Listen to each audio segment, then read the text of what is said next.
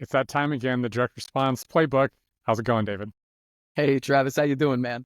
I'm doing great, doing great. And today we're going to talk about a really interesting topic to me because it's one that really, frankly, blows my mind that more people don't do this thing.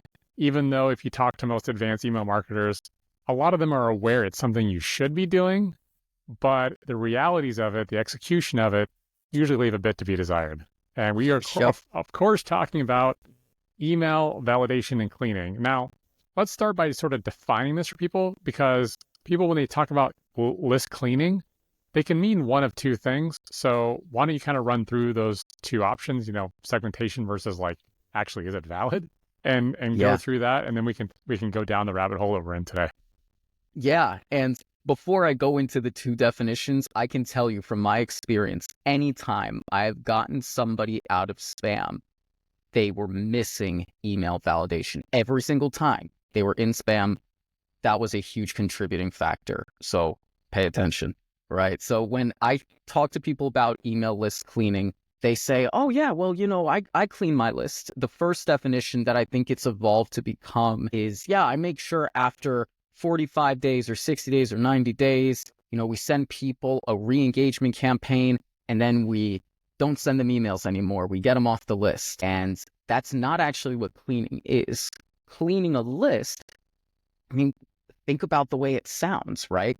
It's taking emails that have, to use a kitchen analogy, that have gone bad, to take emails that are possibly infecting, like mold or fungus and infecting the fruit. And now all the fruit tastes bad, Or they're poisoned from the get-go.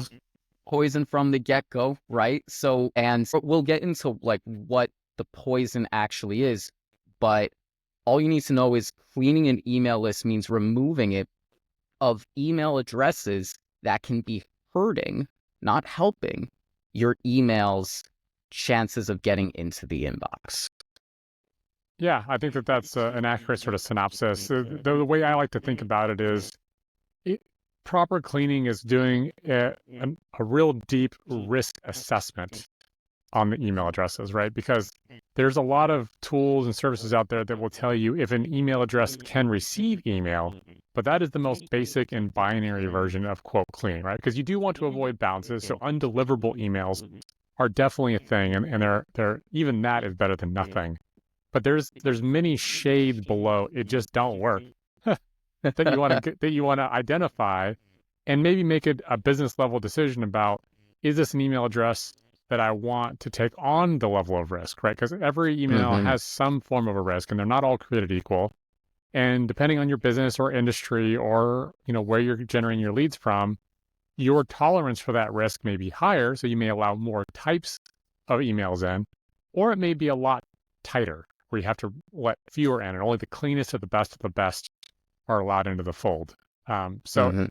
if you want, we can run through what some of the more popular types are. I can rattle it off just because I know this is, we're one of the few email service providers on the planet that I know of. I mean, there are a couple, but it's a shockingly small percentage that have cleaning as a built-in feature, and it kind of blows my mind because it's so critical, as you mentioned, to deliverability. Mm-hmm. But just to kind of run down some of the more common ones for people, there's quite a few. But you have your straight up undeliverable. You have people that are known complainers, so you can usually identify people that are valid emails, real people, but they complain like no one's business on every single email that you get. You have role accounts. These ones are kind of sneaky. The info at, admin at, support at.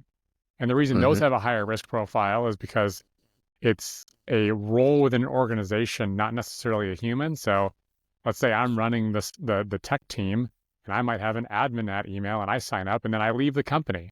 And someone else comes in and the big boss says, all right, you're the new admin. So here's the old admin email address. And you start getting emails. You're like, I don't know why I'm getting this email. I didn't freaking sign up for this.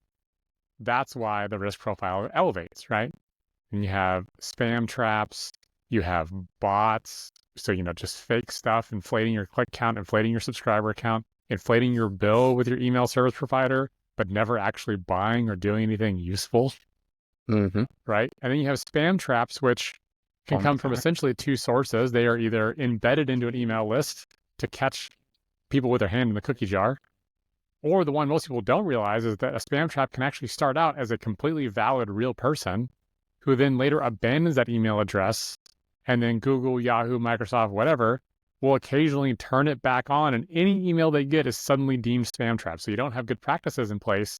A good email that was a legitimate person that signed up for you can become a spam trap, which is why it's not only important to clean day one, but have a re-clean strategy in place. So you want to talk about the re-cleans? Yeah, absolutely. And to touch on your last point, I can tell you the spam traps there's only been more of them and they've only gotten stricter. All right. So, and if you're listening to this and you're like, I don't get the whole spam trap, just imagine it's a mouse trap that Google, Yahoo, and AOL, they put around to make sure that you're walking in the right paths. And if you're not, and you hit too many mouse traps, they're going to snap and you're going to go into spam overnight. Ask me how I know. I've seen And it. it doesn't take that many. That's the most insidious Yeah. thing about them is it Yeah, only it's takes crazy. a couple. You think about normal complaint rates and thresholds and ratios, but spam traps, sometimes it's a couple, even on a Yep. really big list, and sometimes it's 20, right? But you're like, well, I don't want to find out. If I gave you a bowl of M&Ms that had 100 M&Ms and I said 2 of these will kill you, you'd Yeah. probably say get rid of the M&Ms, right?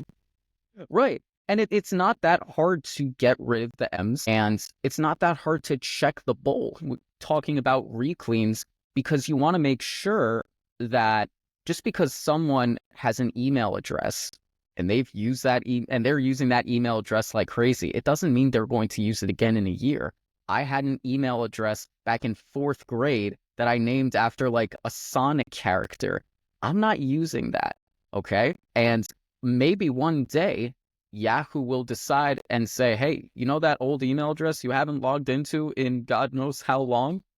We're actually going to now take it away from you. We're going to retire it, and then we're going to zombify it and make it do our bidding and collect emails from people who aren't cleaning their lists and making sure that they are emailing actual people.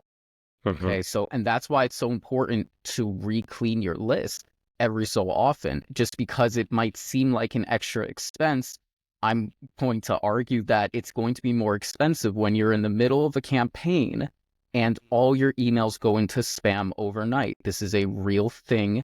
This happens, and it's incredibly frustrating, and it does take a while to fix, depending on how big your list is. So re-clean those leads. Yeah, and those leads can not only get retired through organic terms, because we've all had email addresses from past employers or even free email addresses that have changed over time, but then there's ones that are actually designed to self-explode, right? So there's these disposable email addresses, right, that might be from the day they're created, they might be designed to break after an hour, let's say. So just because it can receive email right now when they opted into your form, it might not be able to receive email tomorrow. So that's an important distinction to know.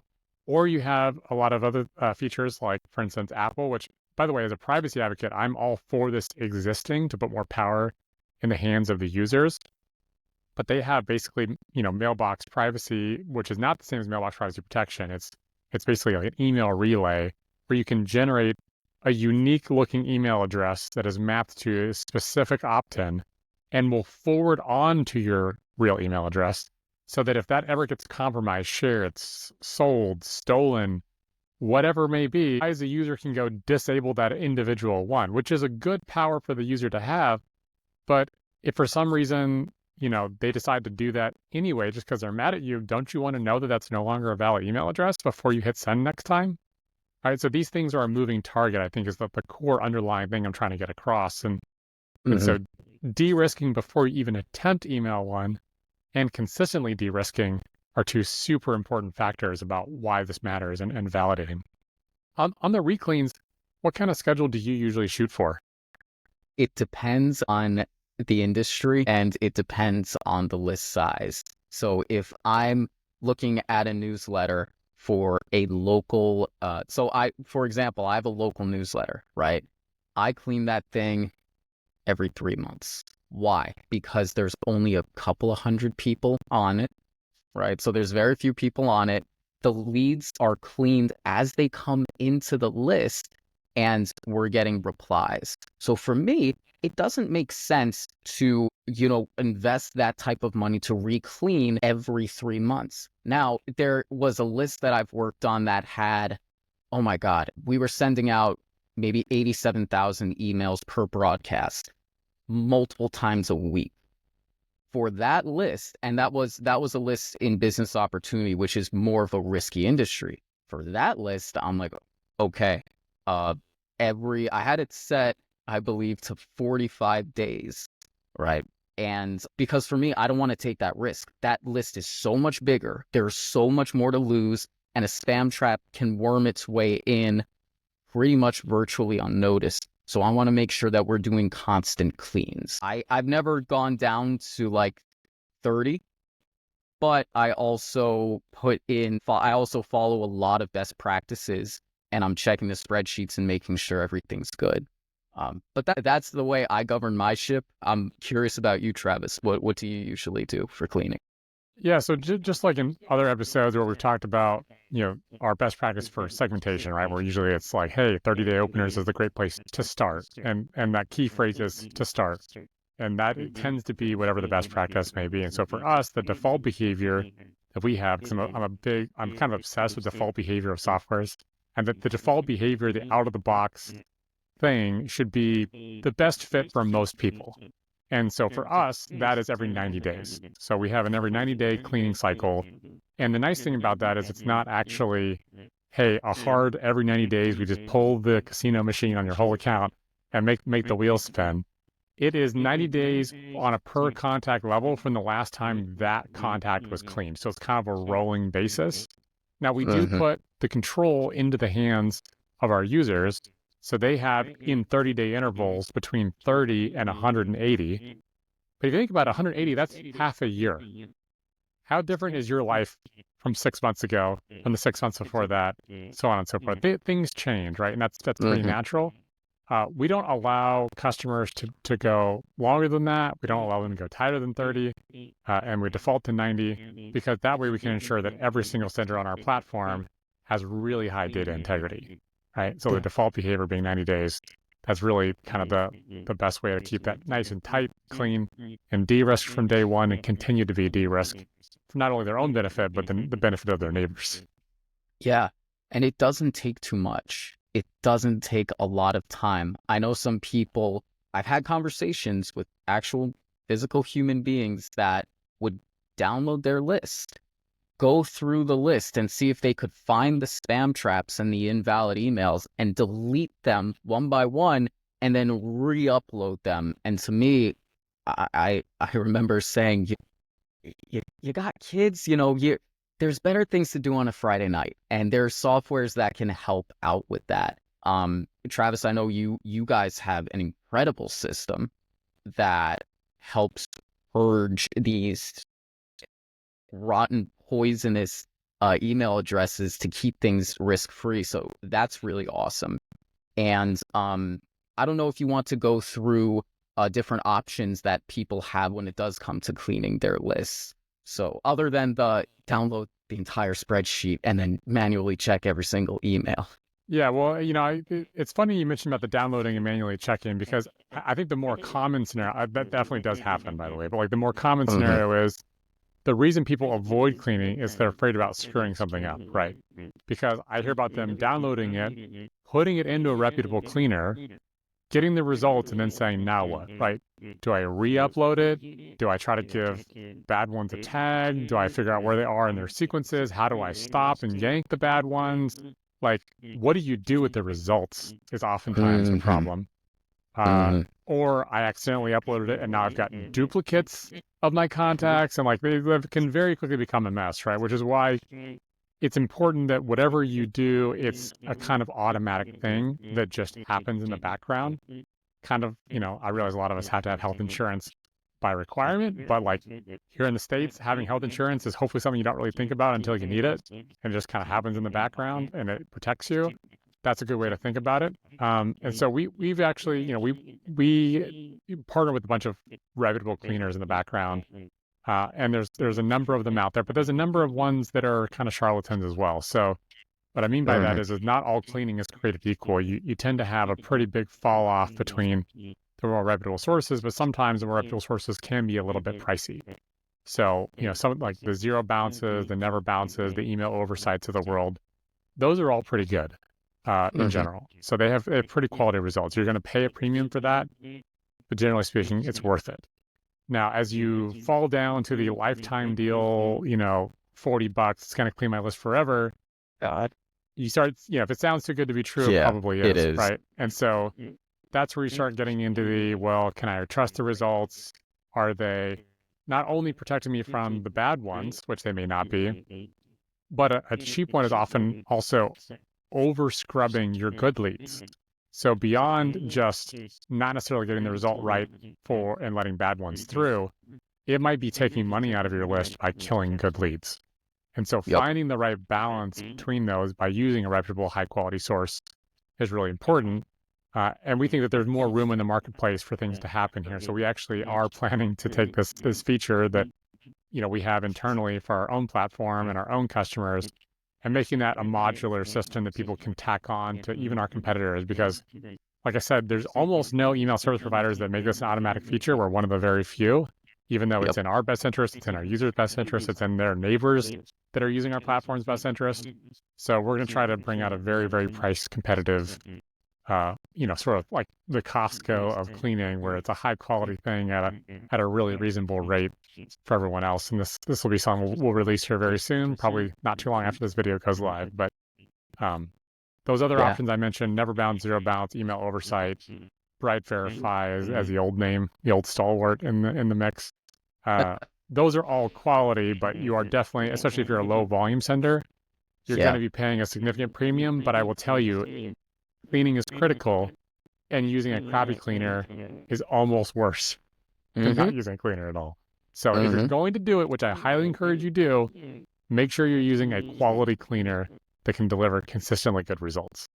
Yeah. And to add on to that, because I'm a nerd, remember, I actually once took a list and I wanted to split test different list cleaners. So I had the premium options, I had like a semi-premium option, and then I bought something off of AppSumo, right? And I ran the list through 3 completely different results. And the cheaper ones missed the spam traps. And they marked emails that were actually valid as invalid. So, like, guys, don't work with a cheap heart surgeon. Okay, this is just something that needs to be done. And the tool that's coming out that Travis has, I'm for one, I just heard about it, and I'm really excited about it because this sort of stuff is make or break.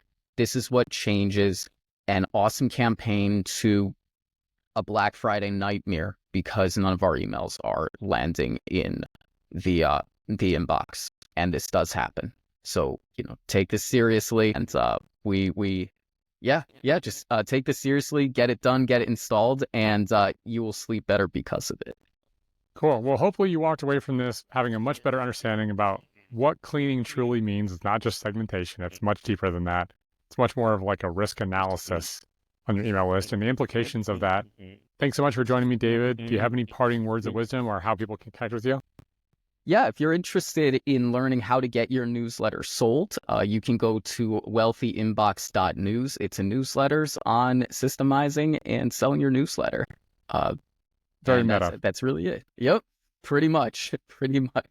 Cool. And if you want to learn more about what we have to do, or you want to read about this, because we actually have a great content team, we've written a whole in-depth blog post. If you're more of a reader, or you want to pass that along to your boss or your boss's boss, or whoever needs to make that financial decision about do we do this or not in our organization, it will really help bring people up to speed without having to watch a video, so you can skim through and use table of contents, all that kind of thing. But as always, thanks for being here. If you liked what you learned today, give us a thumbs up. If you want to learn more, hit that subscribe button, and we'll talk to you next time.